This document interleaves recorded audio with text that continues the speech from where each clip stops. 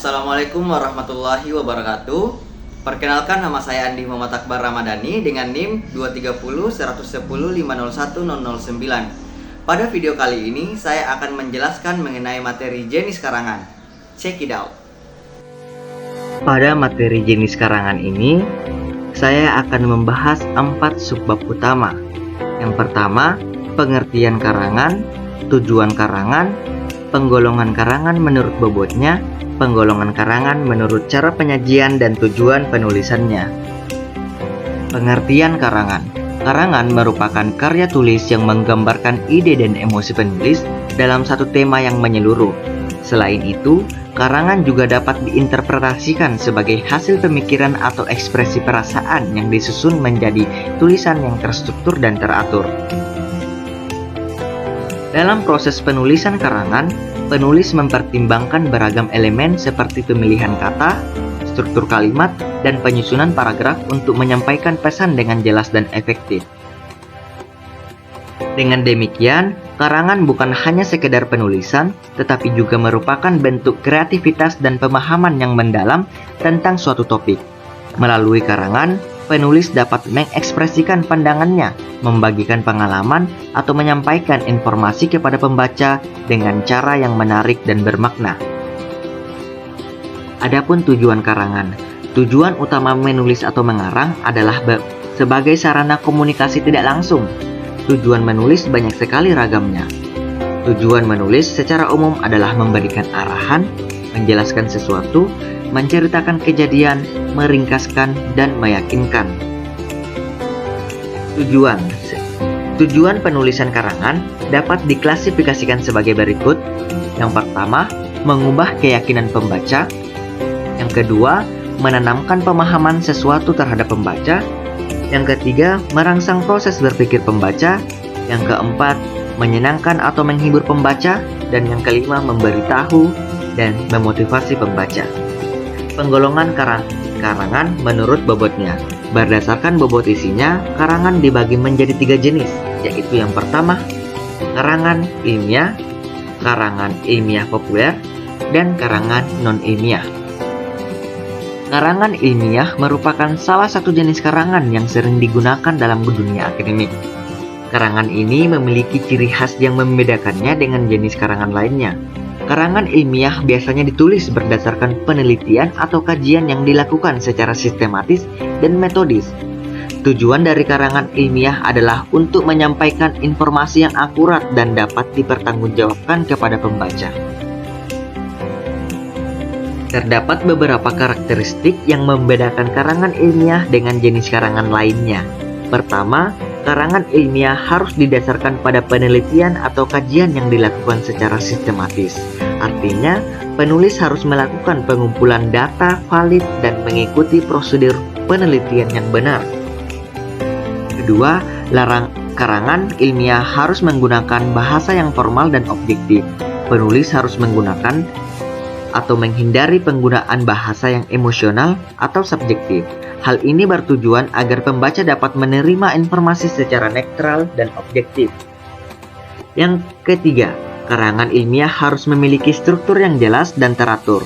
Karangan ini umumnya terdiri dari pendahuluan, tinjauan pustaka, metode penelitian, hasil penelitian, pembahasan, dan kesimpulan. Struktur yang teratur ini membantu pembaca untuk memahami informasi dengan lebih mudah. Keempat, karangan ilmiah harus mengutip sumber yang digunakan. Hal ini penting untuk memberikan pengakuan kepada penulis atau peneliti lain yang telah memberikan atau kontribusi dalam bidang yang sama. Selain itu, pengutipan juga membantu pembaca untuk menelusuri informasi lebih lanjut mengenai topik yang akan dibahas. Karangan ilmiah populer. Karangan ilmiah populer adalah suatu karya ilmiah yang disajikan ke hadapan massa secara populer pada berbagai media massa cetak, seperti majalah, koran, dan tabloid. Oleh karenanya, karya ilmiah populer ini kemudian memiliki karakter yang khas agar isinya dapat diserap dengan mudah oleh orang banyak dan menarik untuk dibaca. Maka, dalam pembuatannya menggunakan bahasa yang mudah dipahami. Adapun karakteristiknya, yaitu judul karangan ilmiah sendiri diharuskan informatif dan mudah ditangkap. Dengan kata lain, pembaca akan mudah menggambarkan atau terbayang dengan apa yang ingin disampaikan pada karya ilmiah populer. Selain itu, karya ilmiah populer diharuskan untuk menyajikan data-data yang mendalam dan objektif dengan pembahasan yang deskriptif, argumentatif, dan referensial. Dikarenakan karangan ilmiah populer ditujukan agar mudah dipahami oleh banyak orang, maka dalam penulisannya harus menggunakan bahasa populer. Dalam hal ini, bahasa yang populer dapat diartikan sebagai bahasa yang dekat dengan kehidupan sehari-hari atau juga diartikan sebagai bahasa yang komunikatif. Dengan begitu, akan ada banyak orang yang semakin mudah dalam memahami suatu karya ilmiah populer yang sudah dipublikasikan di media cetak. Meskipun menggunakan bahasa yang mudah dipahami atau dekat dengan bahasa sehari-hari, tetapi dalam menulis karya ilmiah populer harus tetap menggunakan istilah-istilah yang tepat. Lebih pentingnya lagi, tidak menulis secara asal-asalan sehingga pembahasannya pun masih sesuai dengan kaidah ilmiah. Selain itu, penyajian faktanya harus disertai dengan penulis atau ilmuwan yang sudah mengungkapkan penemuan atau penelitian dalam buku atau karya ilmiah. Sedangkan pada bagian pembahasan atau penjelasan sebaiknya menggunakan metode penjelasan yang tidak langsung, terutama yang berkaitan dengan pengetahuan alam. Yang terakhir adalah karangan non-ilmiah. Karangan non-ilmiah menjadi kebalikan dari karya ilmiah yang biasanya proses pembuatan karya non-ilmiah disusun dengan berdasarkan fakta pribadi yang bersifat subjektif. Di sisi lain, setidaknya terdapat beberapa ciri yang membedakan antara karya tulis non-ilmiah dan jenis karya ilmiah. Salah satunya yaitu karya non-ilmiah berupa karangan bebas yang dapat disusun dengan alur maju, alur mundur, alur maju mundur. Sedangkan karya tulis ilmiah harus disusun secara metodis dan sistematis. Karangan non-ilmiah seringkali bersifat subjektif karena didasarkan pada pengalaman pribadi, penulis, atau pandangan individu. Hal ini memungkinkan penulis untuk mengekspresikan emosi, opini, dan persepsi mereka secara bebas tanpa harus mempertimbangkan kaidah ilmiah atau kebenaran objektif.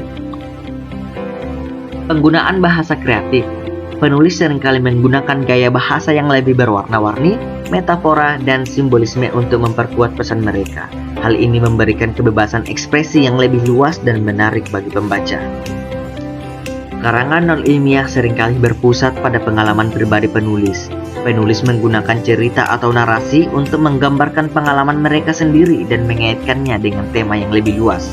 Dalam jenis karya ini, pembaca dapat memahami sudut pandang penulis dan merasakan emosi yang ditularkan melalui pengalaman tersebut.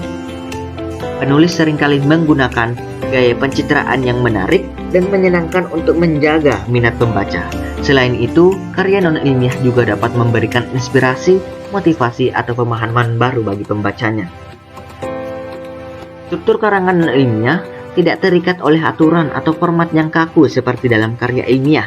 Penulis memiliki kebebasan untuk mengatur isi dan struktur karya sesuai dengan kebutuhan mereka. Hal ini memungkinkan penulis untuk menggabungkan berbagai jenis tulisan seperti esai, cerita pendek, puisi, atau catatan harian menjadi satu karya yang utuh. Karangan non-ilmiah seringkali memiliki kekuatan emosional yang kuat. Penulis menggunakan bahasa dan narasi yang dapat membangkitkan emosi dalam pembaca, baik itu kegembiraan, kesedihan, kebingungan, atau kekaguman. Hal ini memberikan pengalaman membaca yang lebih mendalam dan memikat bagi pembaca. Penggolongan karangan menurut cara penyajian dan penulisannya. Berdasarkan cara penyajian dan tujuan penyampaiannya, karangan dapat dibedakan atas 6 jenis, yaitu yang pertama deskripsi, yang kedua narasi, yang ketiga eksposisi, yang keempat argumentasi, yang kelima persuasi, dan yang keenam campuran. Deskripsi adalah bentuk tulisan yang bertujuan memperluas pengetahuan dan pengalaman pembaca dengan jalan melukiskan hakikat objek yang sebenarnya.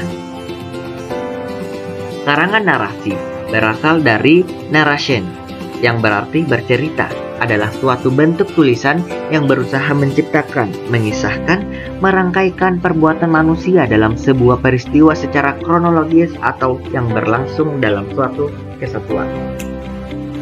Eksposisi. Kata eksposisi dipungut dari bahasa Inggris exposition. Sebenarnya berasal dari bahasa Latin yang berarti membuka atau memulai.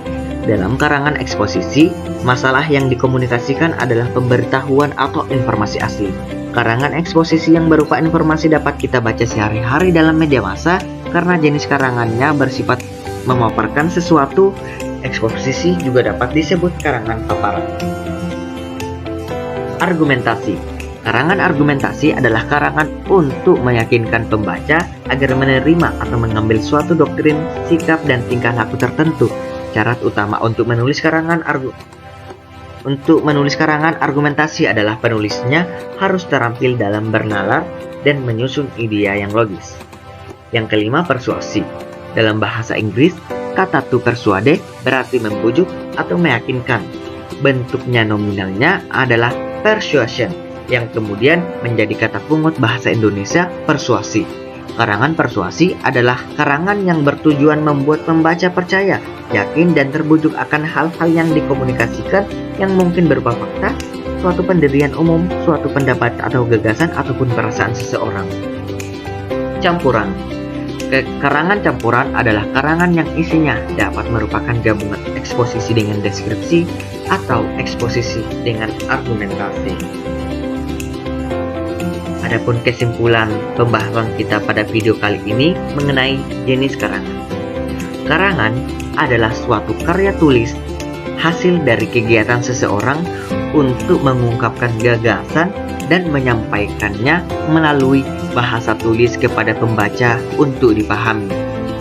5 jenis karangan yang umum dijumpai dalam keseharian adalah narasi, deskripsi, eksposisi, argumentasi, dan persuasi. Mungkin itu saja yang bisa saya bahas dalam video ini. Kurang dan lebihnya mohon dimaafkan. Wassalamualaikum warahmatullahi wabarakatuh.